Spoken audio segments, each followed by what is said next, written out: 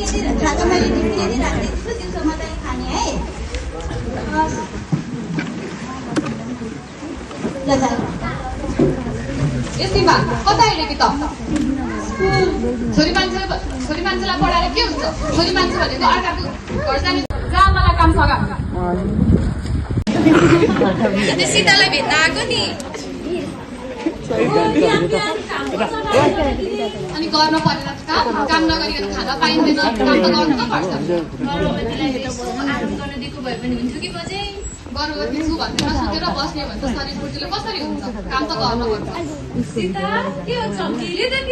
अगाडि चाहिँ किन हिँडेको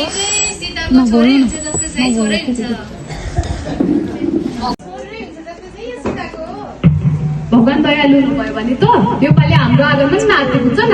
नाति नै कुद्छ नि बजै सीता नाति जन्माएर आँगनमा कुदाएर देखाइदिनु पर्छ यहाँ बजेको चुप्प बाँडिदिनु पर्छ त्यहाँ अब दिदी मलाई त जे भयो भने ठिकै हो छोरा होस् कि छोरी एउटै त हो नि होइन स्वस्थ भइ पुगिहाल्यो हो नि नानी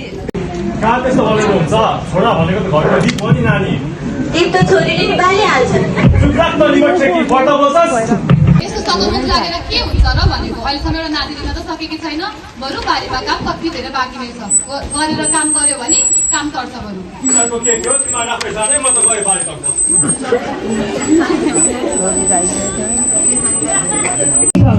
आमाको स्वास्थ्यभन्दा परम्परा अगाडि छ अब यसको असर अर्को विषयमा देखिन्छ जब गर्भको खबरले खुसी ल्याउनु पर्छ त्यहाँ डर र आँसु सुरु हुन्छ गर्भवती जाँच आइरन ट्याब्लेट यी शब्दहरू कागजमा मात्रै सीमित रहन्छन् अब हेर्नुहोस् एउटी आमालाई कसरी चुपचाप कमजोर हुँदै जान्छ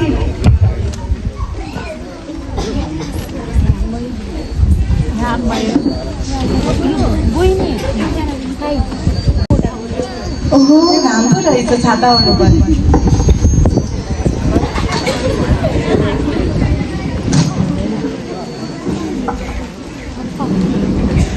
ए सीता नमस्ते सीता नमस्ते दिदी आज कहाँबाट स्वास्थ्य स्वयंसेविका दिदी पो आउनु भएको छ बस्नु यसो भेट्न आएको नि सुनेको थिएँ तिमी 3 महिनाको गर्भवतीले 3 महिना अर्थात् 12 हप्तामा गर्नेछ दोस्रो जाँच भनेको हाम्रो 16 हप्तामा तेस्रो जाँच छोरा जन्माउनु अरे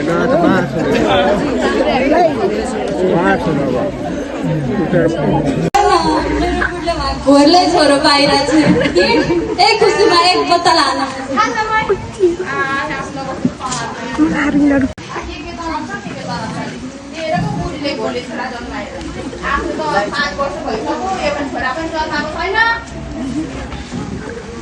त्यस्तो एउटा छोरो पनि दिन नसक्ने बाजेलाई किन रोगिरहन्छस् छोड त यार आत्मबे गर त बरु बाई बाई सीता ए सीता भन्ने के भयो आइसक्यो त के भयो किन गराएको साथीको बुढीले छोरा घोरले छोरा जन्माइसक्यो अलग छिन्ने त म आज जानेको अहिलेसम्म एउटा नानी छिन्दिन सकिन्छ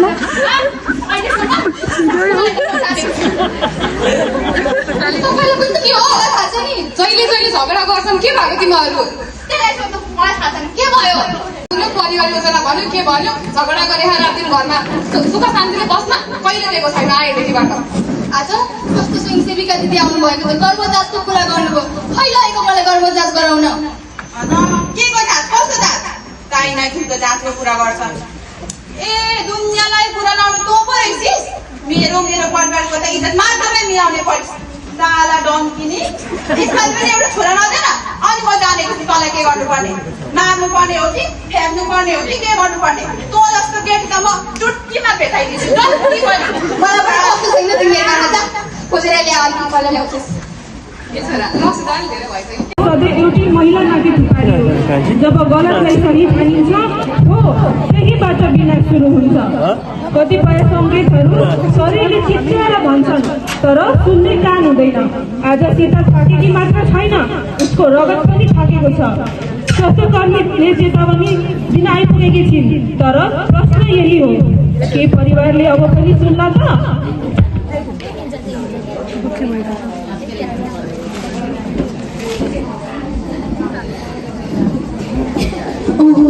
सुनिता घरको काम गरिरहेको छ सन्चै छौ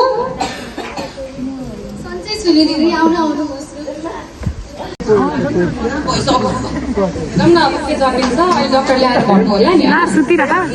आउँदैन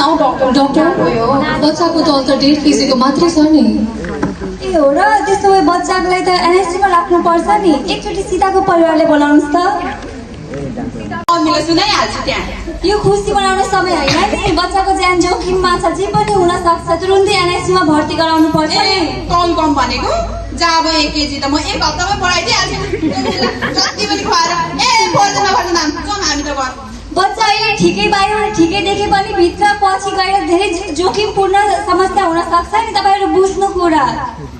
हामी त नलाने भो त्यो एनआइसियु सेनआइसियु भनेको के हो बुझ्दा पनि बुझ्दिन त्यो भनेको अस्पतालले बच्चा बिरामी छ भनेर बहाना हेर्नुहोस् तपाईँहरूको बच्चाको तौल कम छ त्यही भएर तपाईँहरूले एनआइसीमा राख्नु भनेर त हामीले सल्लाह दिएकै हो तर पनि अब तपाईँहरू घर जानुहुन्छ भनेर भन्नुहुन्छ भने तपाईँहरूले केही ध्यान दिने कुराहरू छ जस्तै बच्चामा चाहिँ केही खतराका सङ्केतहरू आउन सक्छ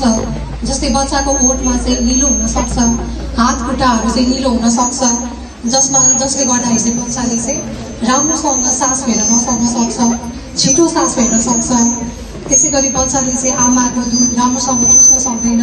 यी सबै भनेको चाहिँ बच्चामा देखिने खतराका सङ्केतहरू हुन् त्यही भएर यस्ता सङ्केतहरू आउने बित्तिकै तपाईँले चाहिँ अस्पताल आउनुपर्छ र स्वास्थ्य कर्मीलाई देखाउनु पर्ने हुन्छ त्यसै गरी अनि अवस्थामा देखिने खतराका सङ्केतहरू ठिक छ हुन्छ तपाईँहरू अहिले आराम गर्दै गर्नुहोस् एकछिन पछि घर जान सक्नुहुन्छ हुन्छ सिस्टर हस् धन्यवाद थ्याङ्क यू सिस्टर काटिकुटी उमेश है मम्मी मैले पनि सानो भाइलाई खिलाउने आमा एकछिन भाइलाई एकछिन छोरालाई यता दिनु न तँलाई दिनु हजुर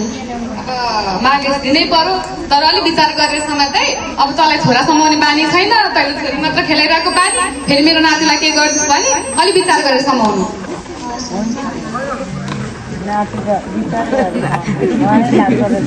हेर त तिम्रो भाइ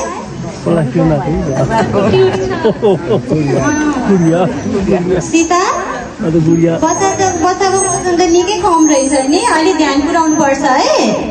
सानो भयो नि छोरा त छोरा हो नि कहिले पो जन्माइनस् त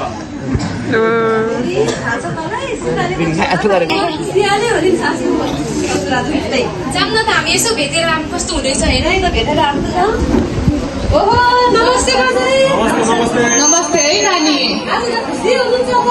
बल्ल बल्ल जन्मेको नाति अलिक खुसी हुनु परेन त भने बस है बस ठाउँ मिलाएर बस अनि सीता कस्तो छ त छोरालाई आफै हेर्नुहोस् न दिदी कस्तो छ ओहो नि त नानीहरू नानी हेर्दै गर्दा हामी चाहिँ गयौँ ढल्केन थाकिरहेको अब गएको नाति खेलाउ है एकछिन हामी चाहिँ गयौँ सीता छोरा त एकदम सानो देखिन्छ त कमजोर पनि देखिन्छ बेला स्वयंसेविकाले गर्भधारण जाँच गर फोलिक एसिड खाऊ भन्दाखेरि तिमीलाई सासू ससुराले चिनेन अहिले हेर त बच्चाको अवस्था हेर त जाँदैन ओहो बच्चा त साह्रै कमजोर देखिन्छ सानो पनि देखिन्छ हेर है अब बच्चा र आमाको धेरै ध्यान दिनुपर्छ सुत्केरी अवस्था त एकदम महत्त्वपूर्ण पो हुन्छ त अब सासू ससुराले केही गर्ला जस्तो छैन अब हेर्नु है कमला दिदीले तपाईँले नै यो देउरानीलाई हेर्ने त्यही त नि कमला दिदी हजुरकै आश त सासू ससुराको त केही आश छैन राम्रोसँग हेर्नु होला हस् हुन्छ बहिनी अब घरको मामिला हो आफैले मिलाउने त्यही त मिलाउँछन् त्यही त हुन्छ दिदी सुत्ने बेला भयो होला हामी जान्छौँ हस् हुन्छ बहिनी